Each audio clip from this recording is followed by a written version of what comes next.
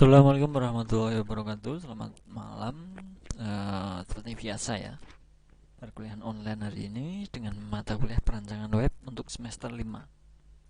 Oke, sebelumnya saya infokan juga untuk pengabsenan disiapkan masing-masing. Linknya sudah ada di sana. Silakan kliknya untuk mengikuti perkuliahan hari ini.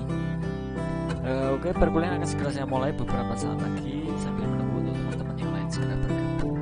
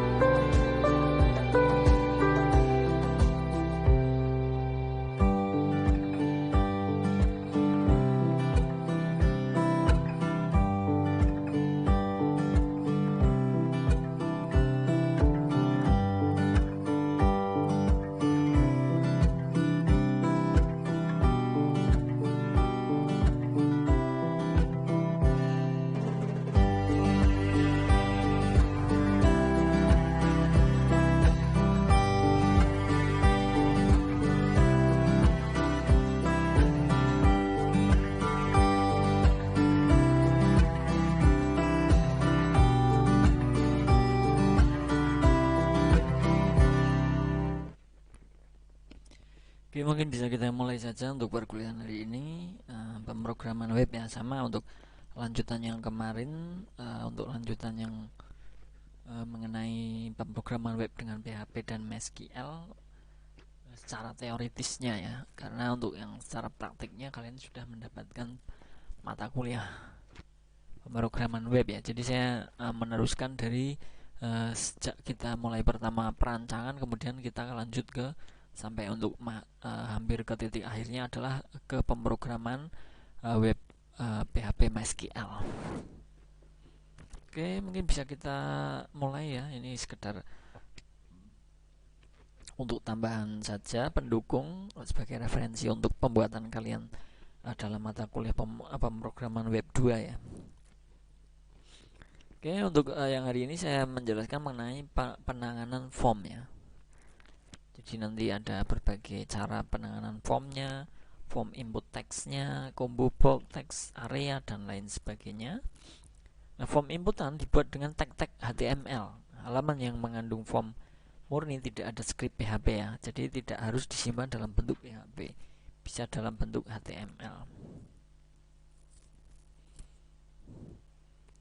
Untuk merancang sebuah form inputan setidaknya ada 3 hal seperti hal pentingnya, yaitu untuk yang pertama adalah metode. Metode dari sebuah form menentukan bagaimana data inputan form dikirim. Metode ini ada 2 macam, yaitu get dan post. Metode ini menentukan bagaimana data inputan dikirim dan diproses oleh PHP. Kemudian ada action. Action dari sebuah form menentukan di mana data inputan dari form diproses. Jika action ini dikosongkan, maka dianggap proses form terjadi di halaman yang sama. Jadi halaman form dan halaman proses bisa saja dipisah atau dijadikan satu. Kemudian ada submit button ya, merupakan sebuah tombol pada umumnya yang berfungsi sebagai trigger atau pengiriman data dari form inputan. Jika tombol ini ditekan, maka data form akan dikirim diproses di halaman yang sudah ditentukan pada atribut action. Nah, itu adalah 3 cara merancang sebuah form untuk inputannya.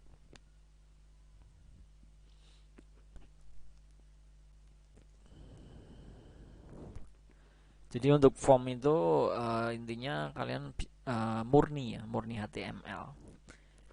Ada kalanya ada yang sudah menggunakan PHP sebenarnya, tapi nanti ada penggabungan ya. Jadi mungkin untuk lebih jelasnya dijelaskan pada mata kuliah pemrograman web 2 ya. Itu pasti ada ya cara membuat form inputan, misalkan untuk login ataupun form yang lain, itu tentunya pasti diajarkan ya. Dengan berbagai cara penanganan form, cara yang pertama adalah menyatukan antara form dan proses. Proses pengolahan form dilakukan di halaman yang sama dengan form inputannya. Jika proses penanganan form berada di satu halaman, maka value atribut action pada tag form tidak perlu diisi atau dikosongkan. Ini kalau satu dijadikan dalam satu halaman ya. Itu tergantung ya, pada saat kalian membuat atau merancang sebuah web itu mau dibuat yang seperti apa, itu kan tergantung kaliannya. Mau dibuat seperti di dalam satu halaman ataupun semisal kalian login dalam form kemudian diarahkan ke form ke halaman yang lain, itu bisa saja seperti itu ya, sesuai dengan pembuatan kalian masing-masing. Program 41 ini adalah nama input 01 PHP misalkan. Ini bisa kalian coba di rumah. Deskripsinya adalah program contoh pengolahan form di mana antara form inputan dan proses pengolahan inputan berada dalam satu halaman. Misal kalian halaman web beranda misalkan atau home, kalian bisa login di situ ya dalam satu halaman. Nanti saat kalian klik login kemudian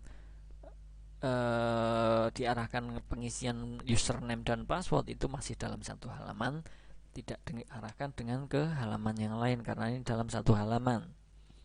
Ini silahkan ditulis seperti ini ya, untuk pengolahan form, metode post name, nama input, kemudian submit. Di sini ya, contohnya untuk input nama ya.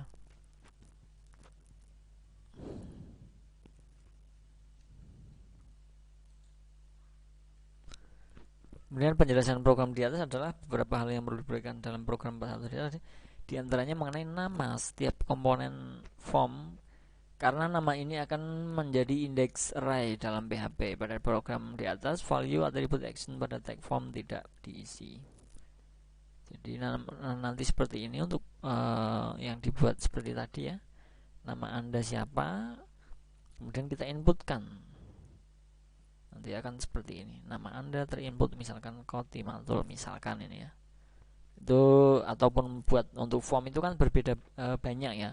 Bermacam-macam, ada form seperti ini, penginputan nama, penginputan username untuk login misalkan, ataupun form-form dalam pembuatan laporan di dalam sebuah webnya, itu ada web mengenai akuntansi ataupun yang lain, perhitungan. Nah, itu bisa digunakan seperti itu. Nah, untuk memisahkan antara form dan proses, ini beda halaman ya. Di pengelolaan form, proses, metode, name, kemudian submit. Nah, di sini bisa kita lihat hasilnya. Nah, ini deskripsi untuk proses 2 ya, penanganan, karena nanti ada sebuah apa namanya?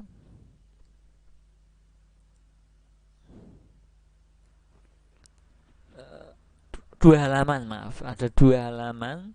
Jadi seperti ini ya jadinya nanti ya. Saat kita inputkan untuk isi halamannya ini akan keluar seperti ini.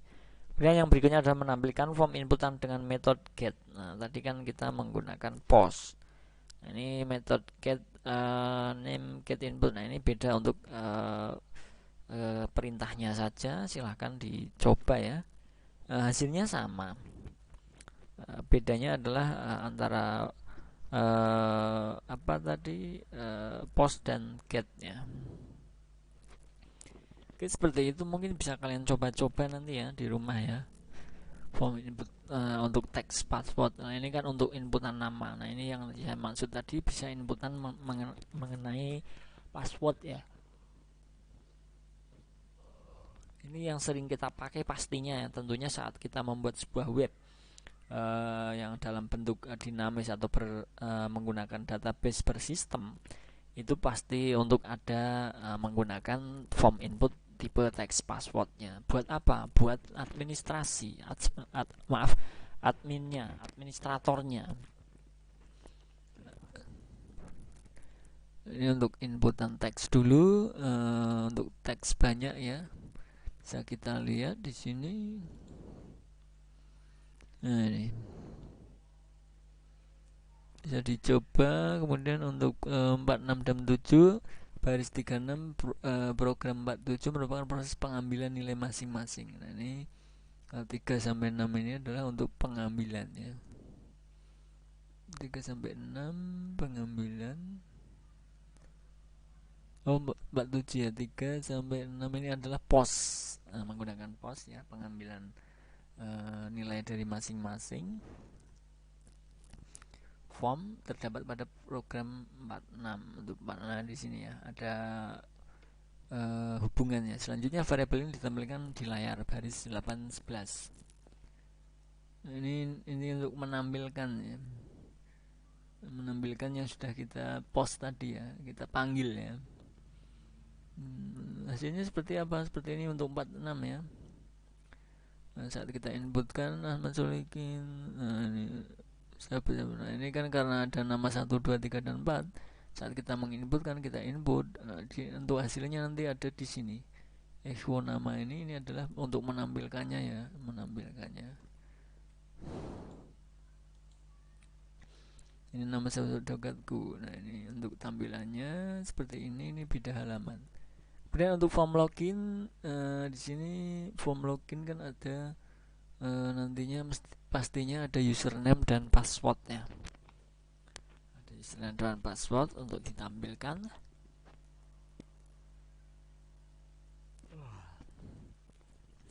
Nanti bisa dicoba seperti ini ya, di HTML itu hasilnya seperti apa. Ini bisa diaplikasikan ke web kalian.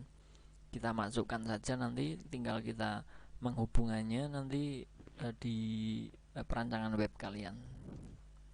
Sini ya, ada login here. Misalkan username dan password benar, kemudian kita login, ini akan login berhasil misalkan. Kalau salah nanti ada tulisan login gagal. Nah, ini untuk sini ya, untuk login berhasil, semisal untuk username dan passwordnya benar, dengan misalkan Amatim ini passwordnya adalah 1 digit, maka dia benar. Dan ini else jika ini salah, maka dia akan gagal dalam login. Nah, di sini bisa kalian buat seperti ini ya, untuk submitnya, untuk login value-nya.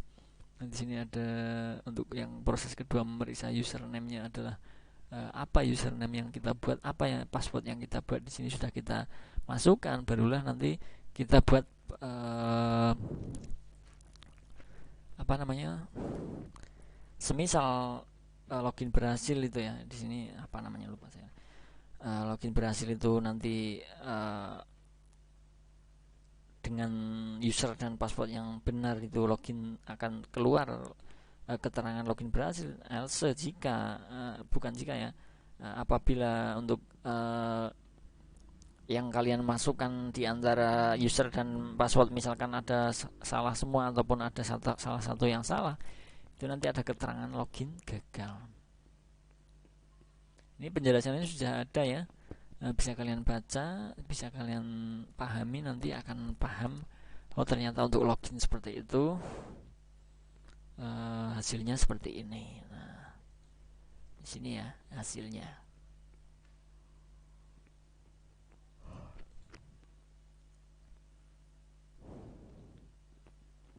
Oke, lanjut ya. Kemudian ada form input tipe radio. Sebenarnya memang yang paling kalian banyak gunakan adalah untuk form login seperti ini. Ini pasti ada nantinya saat kalian membuat sebuah web itu, untuk yang kalian buat dalam skripsi itu pasti ada ya.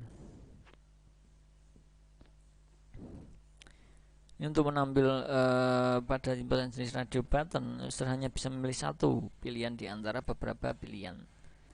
Seperti halnya di mana saja ya, untuk radio button itu kan kalian tentunya tahu ya. Misalkan di Dreamweaver itu untuk apa namanya, pembuatan untuk pilihannya itu pasti menggunakan button ya. Nah, button di situ kan harus bisa dipilih hanya satu saja ya, di antara beberapa pilihan yang kalian buat. Misalkan jurusannya kalian milih apa, nah itu bisa kalian lihat di sini. Untuk skripnya kalian tulis seperti ini ya. Kemudian untuk mengambil dan menampilkan jurusan dipilih pada gambar ini ya, jurusan Anda salah misalkan, atau pilih jurusan Anda, kemudian sistem informasi kita pilih, nanti akan tampil. Semisal jurusan kalian salah, berarti ini adalah salah seperti ini. Kalau benar itu akan tampil seperti itu ya. Kemudian sama halnya dengan checkbox sebenarnya.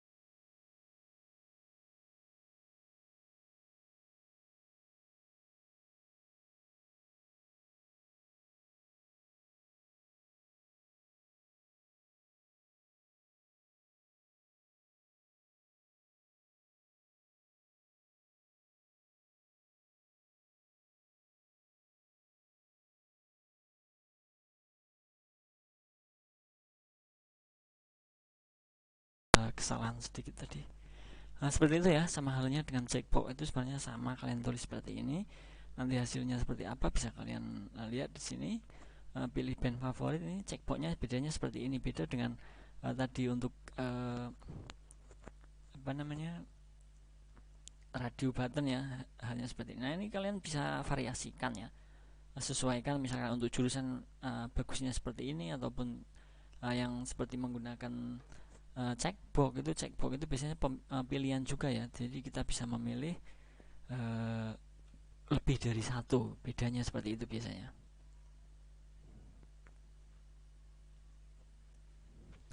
Untuk misalkan untuk yang digunakan adalah di sini menggunakan radio button tadi, itu hanya satu yang kita pilih, itu beda dengan untuk checkbox, itu bisa kita memilih semuanya. Misalkan band favorit kamu apa saja, misalkan kalian pilih semua atau pilih satu atau dua, itu bisa ya. Sama, ini adalah untuk form. Kemudian ada combo box.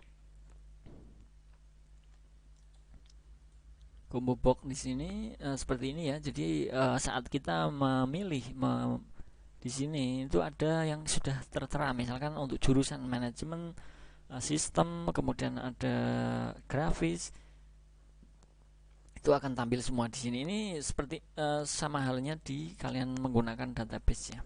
Sebenarnya database untuk akses itu kan kalian pernah membuat form ya, membuat form. Nah, di situ kan kita bisa memilih dengan combo box ya. Karena apa? Karena misalkan ada beberapa pilihan, agar kita lebih efektif tidak menggunakan menulis secara manual lagi. Nah, di situ bisa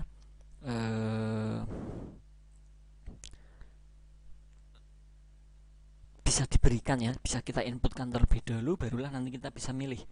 Di sini misalkan film kartun favorit Anda, dari sini kalian milih beberapa, ada pilihan yang sudah kalian inputkan tentunya. Kalau kalian belum menginputkan, berarti tidak ada di pilihan di combo box-nya, seperti itu. Ini sama persis ya di saat kita membuat form di desain web itu, apa namanya, di Dreamweaver maupun di aksesnya, itu sebenarnya sama halnya seperti itu. Cuma untuk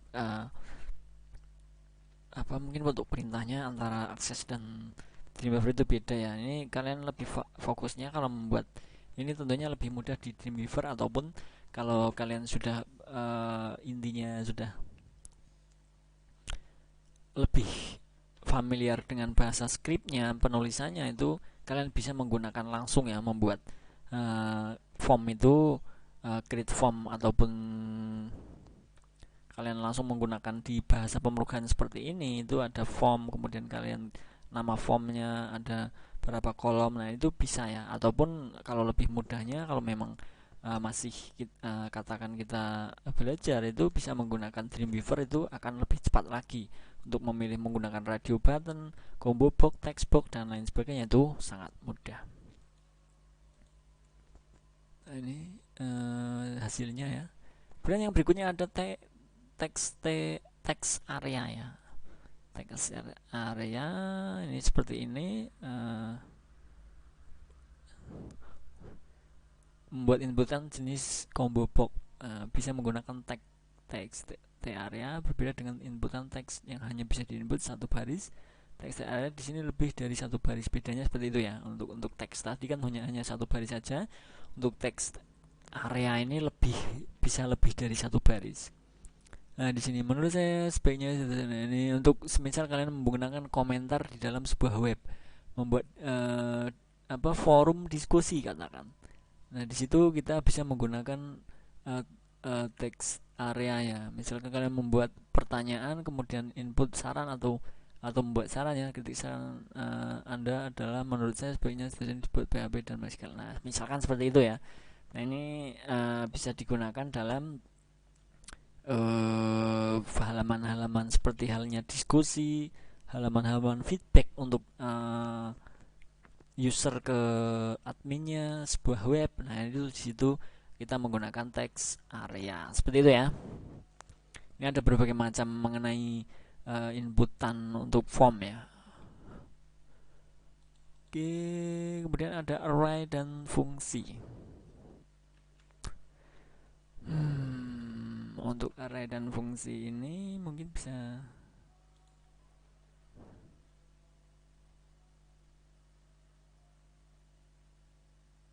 kita ini ya, lihat sebentar saja ini. Mendeklarasikan dan menampilkan array, kemudian seperti mangga, jeruk, hijau ya. Misalkan di sini kita mendeklarasikannya.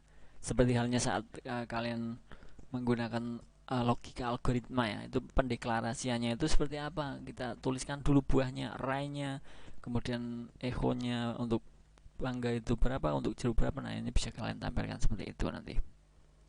Sama ya, ini bisa kalian dicoba-coba untuk menampilkan warna juga. Di sini bisa dilihat.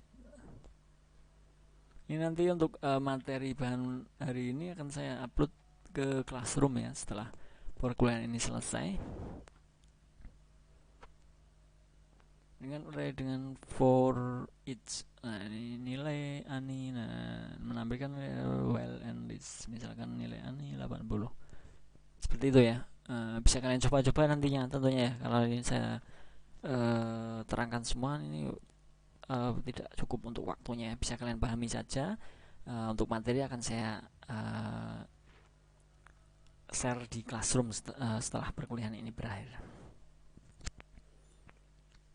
Oke, seperti ini ya intinya. Nanti untuk array silahkan dicoba-coba. Yang pertama tadi ada untuk pembuatan form itu kalian ada beberapa ini ya, contoh ya, dengan text box, text area untuk login, inputan teks dan lain sebagainya, itu ada semua tadi. Oke, saya rasa kita sampai di sini dulu ya untuk